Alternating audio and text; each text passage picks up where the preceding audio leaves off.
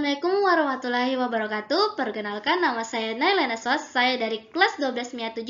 Di video kali ini saya akan mempresentasikan tugas KWRTIK saya, yaitu membuat PowerPoint.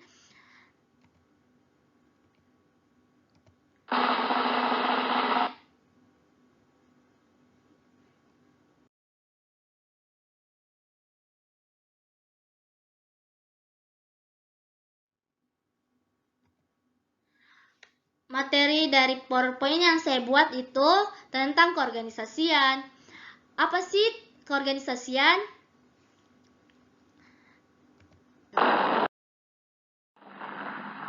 Oke, yang pertama saya akan menjelaskan pengertian organisasi. Organisasi adalah sebuah wadah untuk sekumpulan orang yang bekerja sama secara rasional serta sistematis yang terpimpin atau terkendali untuk mencapai tujuan tertentu, memanfaatkan sumber daya yang ada di dalamnya.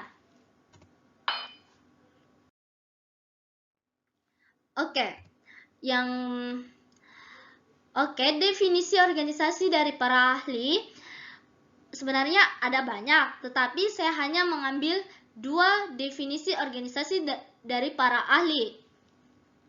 Yang pertama, W.J.S. Poirot-Vanderminta. Pengertian organisasi menurut W.J.S. Poirot-Vanderminta yakni organisasi merupakan susunan dan aturan dari berbagai bagian orang atau kelompok sehingga menjadi satu kesatuan yang teratur dan tertata.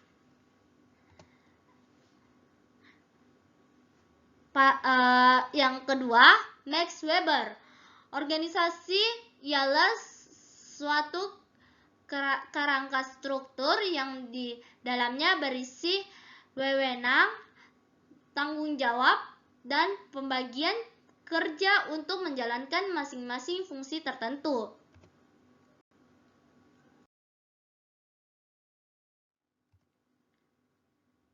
Nah, tujuan berorganisasi itu ada 6. Yang pertama, meningkatkan kemandirian serta kemampuan dari sumber daya yang dimiliki. Contohnya pada diri Anda sendiri. Misalnya Anda memasuki organisasi, mungkin di situ akan diajarkan bagaimana cara untuk tampil dan berbicara secara umum. Yang kedua, wadah yang digunakan untuk individu yang memang ingin memiliki jabatan, penghargaan, serta pembagian kerja yang jelas. Yang ketiga, wadah untuk memiliki pengawasan dan kekuasaan. Yang keempat, membantu setiap individu yang ada di dalamnya agar dapat meningkatkan pergaulan serta memanfaatkan waktu luang secara lebih optimal serta bermanfaat. Yang kelima, wadah yang membantu mencari keuntungan bersama-sama dengan kerjasama yang sudah terbagi dengan baik. Yang keenam, membantu untuk pengelolaan lingkungan bersama-sama.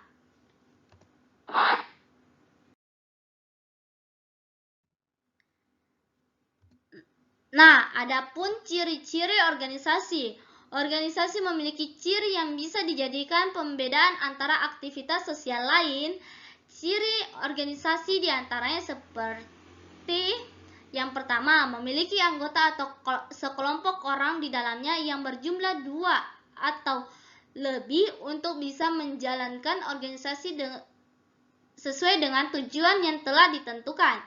Yang kedua, memiliki tujuan organisasi yang akan dicapai bersama sehingga kegiatan yang dilakukan di dalamnya akan lebih jelas. Yang ketiga, saling bekerja sama menjadi ciri khas utama dalam organisasi karena bagaimanapun setiap anggota yang ada di dalamnya harus bisa saling membantu untuk mencapai tujuan organisasi. Contohnya ini seperti kita mengadakan event tertentu dalam organisasi. Kalau kita tidak saling bekerja sama, maka event tersebut akan tidak tertata atau tidak terstruktur sebagaimana tujuan kita harus membaguskan ini event yang kita akan laksanakan.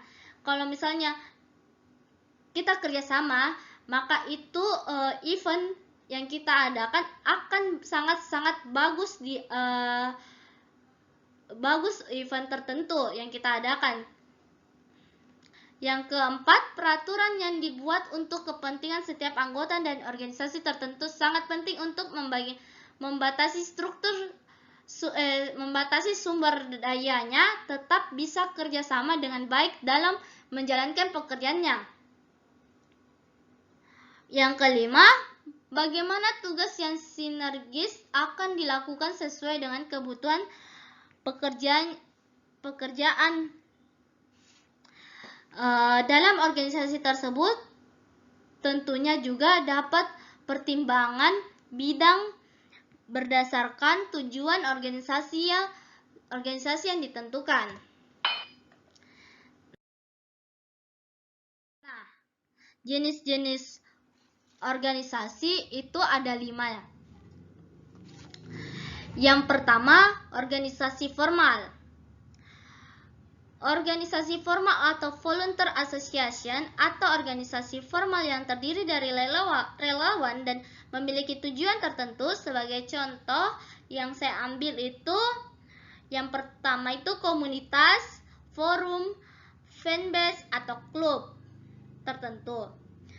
Terus jenis organisasi yang kedua, organisasi formal.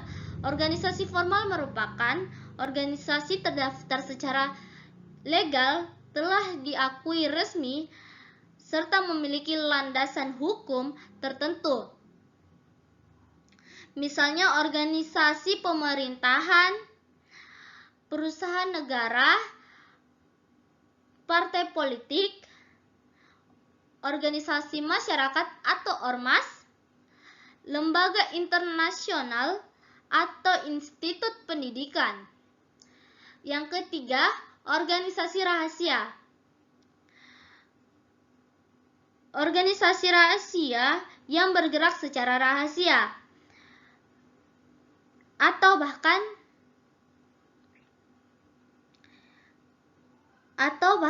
ilegal.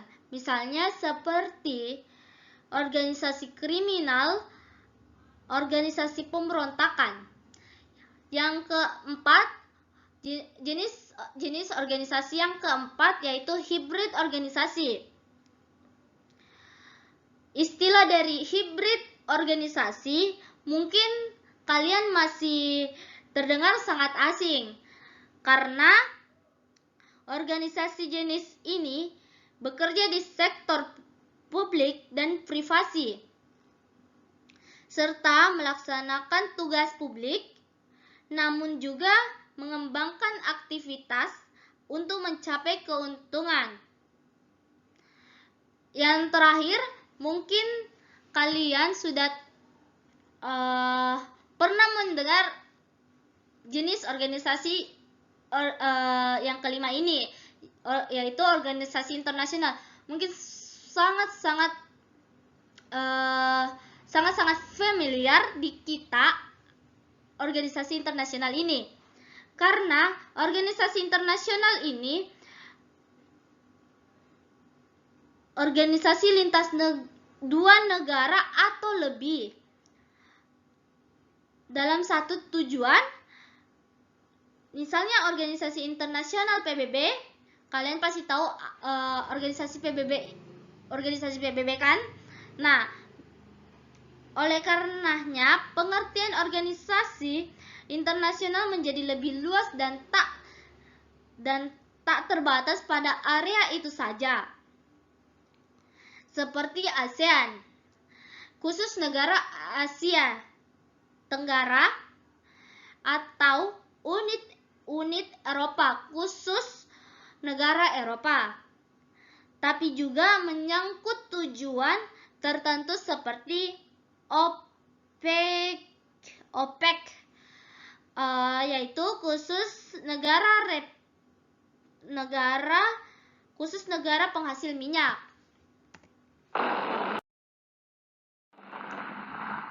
Nah, ini dia struktur organisasi yang saya ambil, yaitu struktur organisasi OSIS.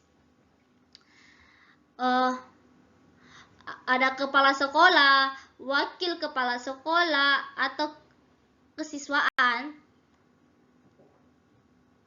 pembina OSIS, ketua OSIS, wakil ketua OSIS, sekretaris 1, sekretaris 2, bendahara 1, bendahara 2, dan bidang 1 sampai bidang 10.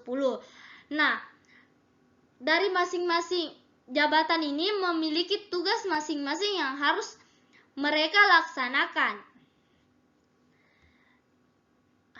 Supaya organisasi ini bisa bagus dan tertata.